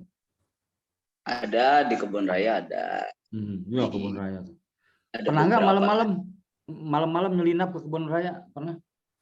Pernah 3 kali. 3 kali. Guma dongengnya. Ya biasa aja. Biasa aja. Oke, silakan. Ini pertanyaannya mungkin bisa buat Pak Gol, bisa buat Mas Indra. Saya mau tanya, kalau untuk dijadikan novel cetak gitu ya, itu cerita itu haruskah mengikuti kaidah KBBI gitu, untuk pemilihan bahasanya ya, atau bisa kita dengan bahasa sehari-hari yang semi formal gitu. Karena terus terang Pak Gol, saya sudah punya novel, sudah terbit juga kebetulan, yang saya kirim awalnya ke penerbit saya sebelumnya tuh bahasanya semi formal karena mereka juga ambil dari sosial media. Nah, tapi ketika dijadikan novel cetak oleh editornya dirubah semua tuh bahasanya jadi tata bahasa yang benar-benar KBBI gitu. Dan pembaca cerita saya yang sebelumnya sudah menikmati dengan gaya bahasa saya yang semi formal, ketika mereka membeli novel cetaknya, 50% pembaca saya ya tetap apresiasi, tapi mereka sampaikan semacam kritik lah ya. Semacam kritik, Bang, kayaknya enakan baca cerita Abang yang nggak di novel deh.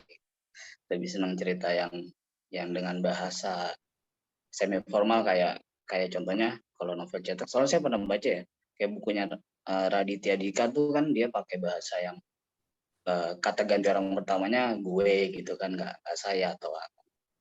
Itu aja sih mungkin Pak Agul pernah pengalaman juga atau Mas mungkin atau aturan dari penerbit itu harus menggunakan bahasa yang baku, kecuali di dialog ya. Kalau dialog pasti boleh semua penerbit. Ya. Itu aja. Thank you Pak. Jadi di era saya itu ada namanya Hilman Lupus. Hilman Lupus itu menggunakan semuanya bahasa non formal, pakai bahasa slang Jakarta, kalau tidak pakai enggak, di narasi, bahkan di deskripsi, bahkan di dialog, semuanya. Nah, Gramedia menerbitkan itu karena di era itu Hilman melakukan terobosan itu, tapi tanda bacanya benar.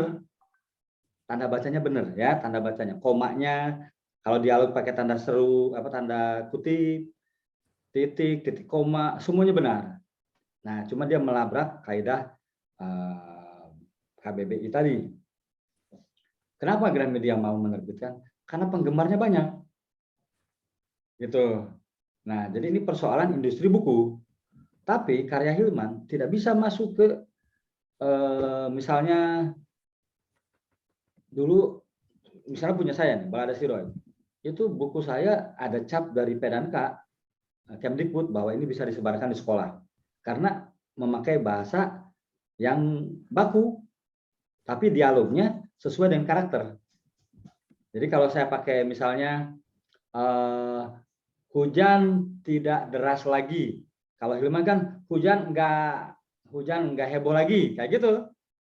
Nah, kalau saya hujan tidak deras lagi, tetap pakai diksi kata-kata yang memang KBBI izinkan.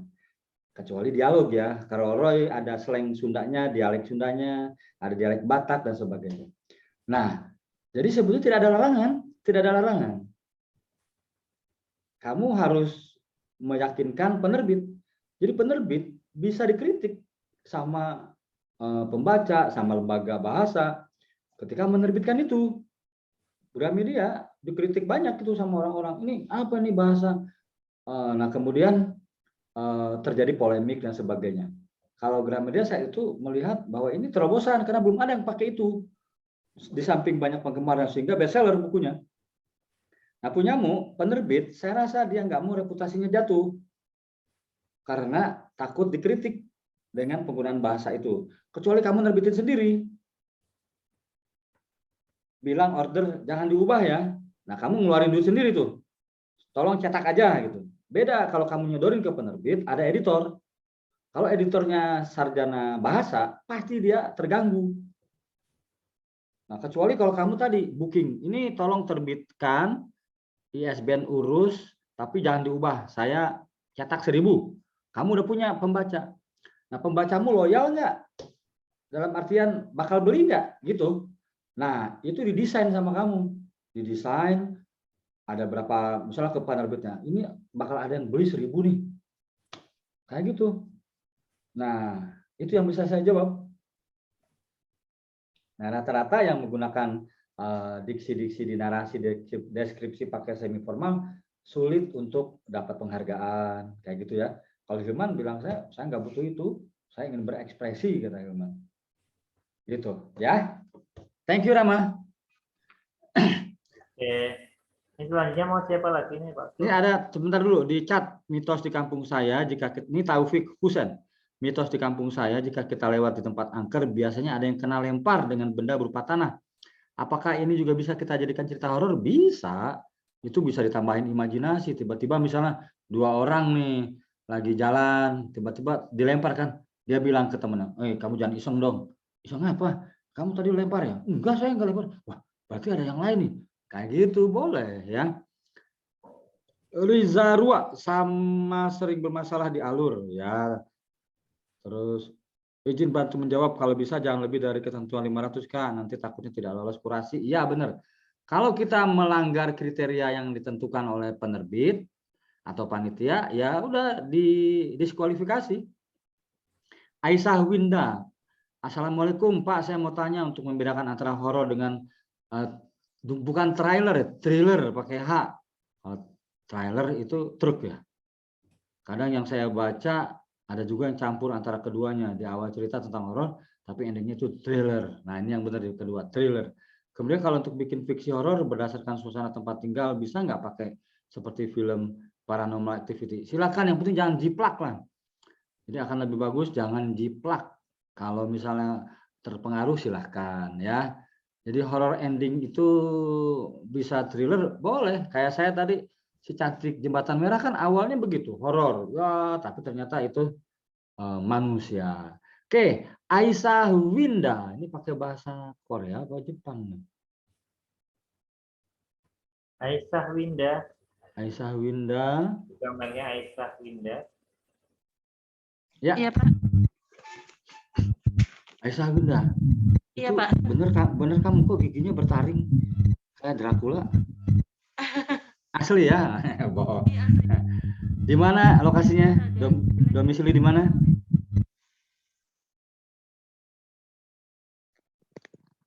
Iya, gimana, Pak? Aisyah domisili di mana? Oh, di Jakarta, Pak. Jakarta mah nggak ada yang menakutkan ya. Ada yang masih menakutkan di jembatan Casablanca? Di mana lagi? Jeruk Purut? Lagi di Bintaro biasanya, Pak. Yang paling serem. Kamu di Bintaro tinggalnya? Iya. Oke. Ya silakan. Ada yang mau diceritakan atau mau bertanya? Enggak, ya tadi itu sih Pak. Kalau misalkan kan kadang thriller sama horor itu kan lebih kayak apa sih? Lebih kayak mirip gitu loh, Pak. Ya, Jadi, ya.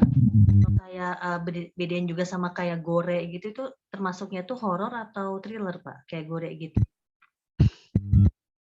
Saya belum tahu tuh gore itu apa tuh. Gore itu kayak apa sih? Kayak rada creepy gitu, Pak. Kayak creepy. Apa sih? Kasar. Creepy. Apa sih kayak pembunuhan, terus kayak sadis gitu. Oh, itu gore ya. Oke, itu pembunuhan. Itu masuk ke thriller ya. Misalnya nih sekarang ada 2 kisah kejadian yang sedang saya pikirkan. Satu model di Hong Kong dimutilasi sama mantan pacarnya dan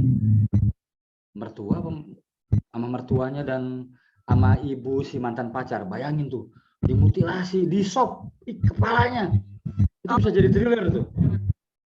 Terus di Bekasi ini barusan nih, 2 perempuan dicor di bawah tangga rumah. Sementara ditemukan laki-laki di kamar tersayat pergelangan tangannya, dibawa ke rumah sakit meninggal. Jadi enggak apa-apa mutilasi, masukin misalnya tangan itu terangkat dan ditebas, misalnya tangan kanan menggenggam pisau jagal yang biasa digunakan untuk memenggal kepala kambing. Kali ini ditebaskannya ke kepala Susi yang diikat di meja makan. Keras gitu kan. Gak apa-apa. Tapi kamu harus punya misi. Apa tuh? Dia psikopat misalnya. Apa motif kamu menceritakan itu? Bisa membahas bahwa kayak film Joker, pernah nonton ya? Film Joker itu kan penonton jadi simpati sama Joker. Persoalan pembulian kan, itu adaptasi yang bagus. Nah, jadi yang penting kamu ada amanat pesan-pesan moral yang bisa kamu sisipkan. Itu sih yang bisa saya jawab, Aisyah. Ya. Kalau gore itu tadi masuknya horor ya, Pak? Kalau gore itu kan masih ke thriller kan itu, masih ke thriller lah itu. Jadi horor itu biasanya tokoh-tokohnya supranatural, tokoh-tokohnya yang tidak ada di nampak nyata di keseharian gitu. Kayak kalau horor itu kan kuntilanak, pocong, genderuwo. Nah kalau thriller itu manusia punya kelainan. Dia membunuh karena ada masa lalu buruk. Nah kayak yang ini yang sekarang nih, yang tadi yang saya sebutkan, dia membunuh 2 perempuan lalu dicor, itu bisa jadi thriller. Nah si yang ngebunuh itu kenapa? Nah yang membedakan itu ketika dipindahkan ke dalam cerita, kita menyeret pembaca masuk ke suasana horor, seolah-olah ada hantu dan sebagainya kan. tapi ternyata itu thriller, gitu. Mudah-mudahan terjawab ya. Makasih ya Pak. Sama-sama. Siapa lagi nih? Pak, izin bertanya untuk plot twist yang paling disukai pembaca itu yang bagaimana? Lutfi Daniel. Oke, Lutfi Daniel. Ini sekarang yang nanya Mutia Safina, silakan. Lutfi Daniel, plot twistnya ya sesuatu yang tidak diduga ya. Sesuatu yang tidak diduga, apa saja bebas. Misalnya tadi yang saya sebutkan, dia pocong, ternyata dia pencuri. Dia jalan nggak ada kepalanya, ternyata pakai trik-trik di film-film. Berarti tokohnya bagian art director di sebuah film misalnya. Gitu ya. Mutia Safina, silakan open mic.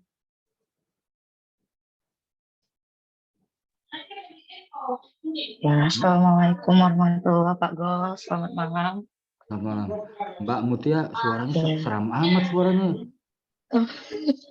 Iya, serak Pak Gol. Iya. Ini asli kan? Nggak pakai Asli dong Pak Gol. nggak pakai apa tuh filter di mikrofonnya, enggak ya? Enggak Pak Gol. Memang lagi serak.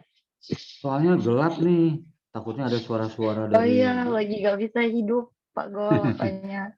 Di mana domisilinya, Mbak Mutia? Asal Medan Pak Gol, asal Medan. Wah, Medannya di mana? Bukan di Danau Toba?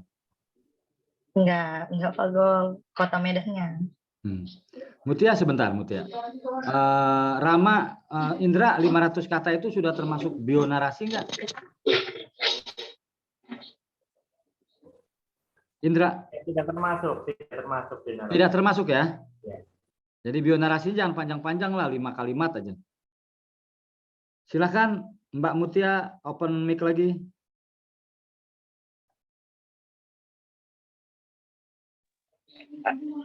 Iya Pak Gol, saya kan kebetulan juga pencinta ya genre-genre horor, thriller gitu kan.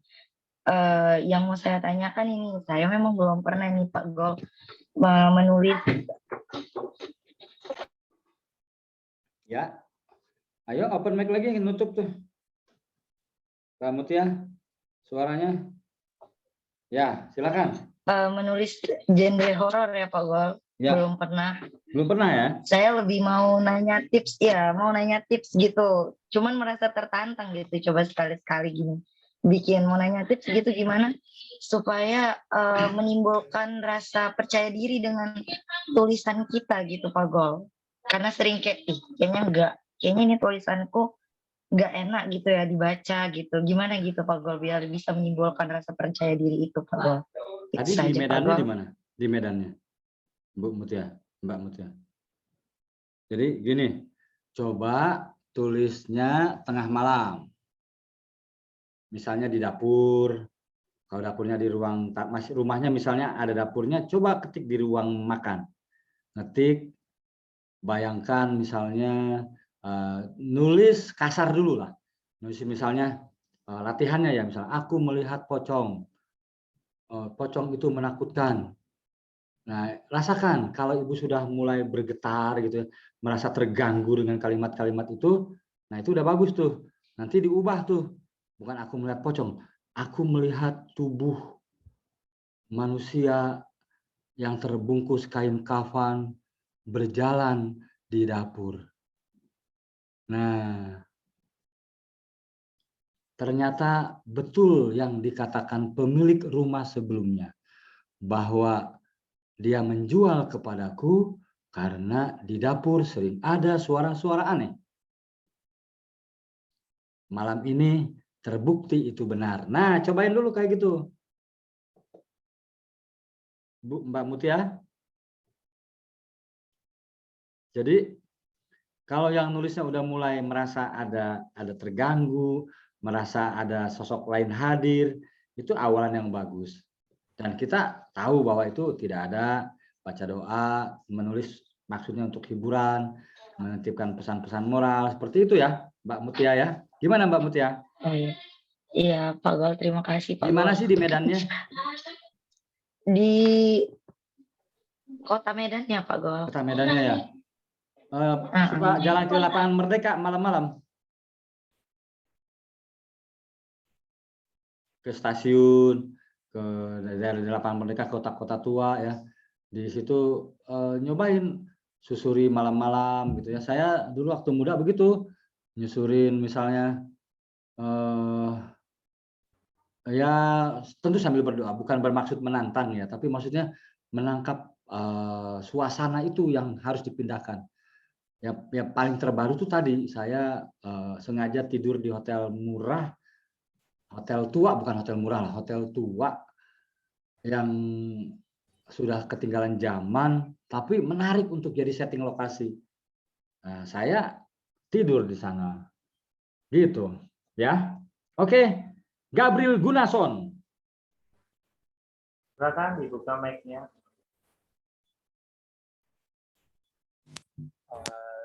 Selamat malam Pak Gol, Pak Indra. Saya Gabriel dari Palembang. Palembang. Anak saya namanya Gabriel juga. Waduh. Anak saya namanya Gabriel Firmansah. Silakan Gabriel. Saya mau nanya, kalau kita buat cerita tuh mending kita fokusin untuk menghibur pembaca atau kita tuh lebih mengutamakan gagasan yang kita pengen angkat ke ceritanya sih. Tapi belum tentu banyak dinikmati banyak orang gitu. Sebetulnya kan gagasan bisa masuk di hiburan. Jadi gini, cerita horor itu yang disebut menghibur itu bukan bermaksud jadi cerita komedi, bukan. Cerita horor menakutkan pun itu kan sudah menghibur pembaca. Dia misalnya lagi capek, lagi bete, tiba-tiba baca cerita horor kita. Tadi capek gitu ya, bete di sekolah, tiba-tiba baca karya Gabriel Gunason menakutkan. Pas selesai dia merasa ini mah bohong, itu udah menghibur. Nah, gagasannya apa yang ingin kamu sampaikan di cerita itu? Mengenalkan tradisi, mengenalkan cerita rakyat. Memang paling bagus bebaskan aja.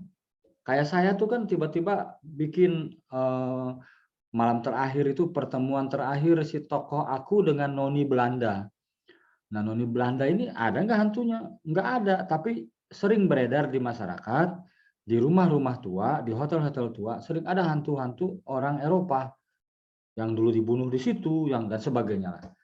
Jadi pertama yang ingin saya sampaikan di dalam cerita-cerita itu pesan moralnya sebetulnya jangan percaya 100% kepada cerita-cerita itu.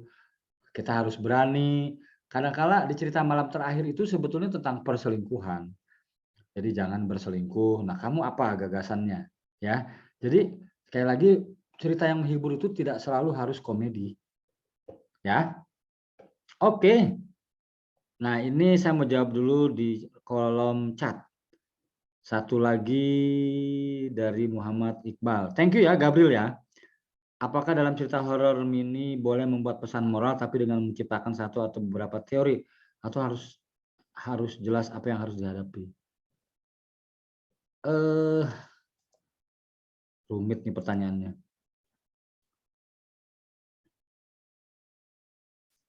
Joko Anwar itu kan mengambil mungkin dia riset dulu ya, mengambil tradisi wayang kulit. Tapi kalau dia menambahi nggak apa-apa bahwa itu adalah film. Jadi mungkin dia bersandar pada tradisi Jawa tentang kepercayaan bahwa tidak sembarang orang jadi dalang wayang kulit. Nah, saya belum pernah baca ya soal bahwa wayang kulit itu dari kulit manusia gitu ya. Tapi kalau dalam wilayah fiksi boleh aja ditambahin. Nah, cerita-cerita Joko Anwar tuh ya dari segi cerita bagus lah. Tapi apakah itu benar atau tidak ya kamu yang memutuskan.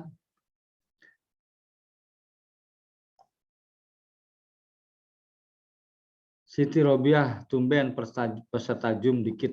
Ini 236 tapi yang daftar 800-an ya. Siapa lagi ya yang mau tanya? Rolly. Indra masih bisa atau udah selesai nih? Ini sebenarnya udah habis sih waktu diskusinya, tapi silakan. Ada anak kecil tuh Indra. Halo. Ada. Aku lupa namanya. Siapa anaknya tuh? Ahdan ini mau ikut. Ajam. Gong katanya nih. Ahdan. Iya nih. Halo. Halo. Ada salam dari Tante Tias ya. Jadi gimana? Sudah selesai Mas Indra? Sudah nih karena udah melewati. Harusnya diskusi itu sampai jam 9.20. Ya. Oke. Ini nanti penutup dari saya ya, penutup ya. Iya, penutup silakan. Jadi buat semua yang hadir malam ini, yang ikut di sini Zoom sekitar 234, tadi sih hampir mendekati 300 ya. Dan di luar nikmati di YouTube-nya. Nah, saya ingin memberitahu bahwa cerita horor itu sekali lagi berkembang karena ada tradisi lisan. Yang saya pernah baca literaturnya itu sebetulnya agar anak-anak tuh nggak keluar malam, jangan keliaran malam gitu. Kalau udah malam pulang ke rumah tidur. Nah kalau enggak nanti akan ada makhluk-makhluk itu. Dibuatlah nasihat-nasihat lewat cerita horor. Jadi zaman dulu tuh karena nggak ada TV, nggak ada mesin cetak, di tradisi lisan itu nasihat-nasihatnya ada yang dengan cerita durhaka sama orang tua, ada cerita mitos tokoh-tokoh yang durhaka pada orang tua itu jadi binatang. Kemudian diciptakan tokoh-tokoh menakutkan kayak Sandekala, Wagai Gombel dan sebagainya. Nah di kaum urban, nah ini urban bicara. Di kaum urban legend ini muncul Suster Ngesot, Nenek Gayung, Kakek Cangkul. Nah kita sekarang mencoba menggali itu. Nggak ada masalah menuliskan ulang cerita kuntilanak, cerita Wagai Gombel, tapi tetap harus ada ceritanya, alur ceritanya. Ada tokoh, ada motif kenapa dia bisa bertemu dengan tokoh horor menakutkan itu, lalu endingnya bagaimana. Nah, dalam 500 kata atau 400 kata, upayakan ada pesan moral di dalamnya, supaya pembaca mendapat hiburan tapi juga mencerahkan. Sekian dari saya, mohon maaf kalau ada salah kata. Wassalamualaikum warahmatullahi wabarakatuh. Waalaikumsalam warahmatullahi wabarakatuh. Ini mohon maaf teman-teman yang belum bisa bertanya ini nanti bisa lain waktu ya karena terbatasnya waktu. Terus juga ini Bu Eri sudah ganti fotonya Pak Gulagong, sudah ganti foto. Oh, Bu Elu udah ganti foto. Mana ganti fotonya nih? Matanya melirik tajam lagi kan? Buat yang lain ya, mohon maaf nggak bisa dijawab. Oke, gimana Pak Indra? Ya, udah bisa live nih. Sebelum ditutup kita foto bareng dulu ya. Oke. Silakan Bapak Ibu teman-teman semua bisa membuka kameranya. Dan bagi yang tadi tanya absen, nanti ada di grup ya, ada di grup kita share link YouTube yang juga rekaman malam hari ini sama materi PowerPoint yang tadi. Awas ini ada jangan ini dulu bentar. Ya, saya foto dari slide 1. Siap ya, 1 2 3. Slide 2. 1 2 3.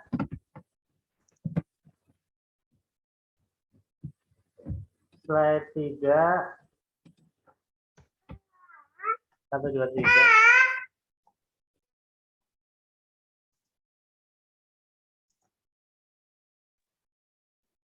Slide 4, 1 2 3.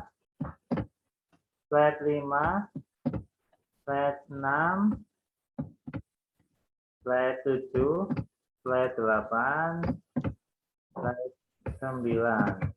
Oke, ini teman-teman nanti bisa melihat tayangan ulangnya ya di YouTube, dan bagi seluruh peserta yang ada di grup WA yang belum bisa mengikuti lewat Zoom nanti masih boleh mengikuti lewat YouTube dan bisa mengikuti lomba menulisnya. Nanti akan sepupu dengan Gulagung bagi yang lolos kurasi. Nah, caranya lolos kurasi adalah simak materinya, pelajari PowerPoint-nya, kemudian penuhi persyaratannya. Nah, nanti persyaratannya kan ada di grup akan kami bagikan, dan semoga nanti teman-teman bisa lolos semua supaya bisa buku dengan Bolago. Baik, itu dari kami. Mohon maaf apabila banyak kekurangan. Mari kita tutup dengan bacaan hamdalah, alhamdulillah, kami akhiri. Wassalamualaikum warahmatullahi wabarakatuh. Info-info selanjutnya tetap kami sampaikan di grup. Jadi teman-teman jangan keluar dari grup karena nanti ada info-info yang akan terus kami update. Ya. Terima kasih. Ini saya izin menutup ruang Zoom-nya. 4, 3, 2, 1.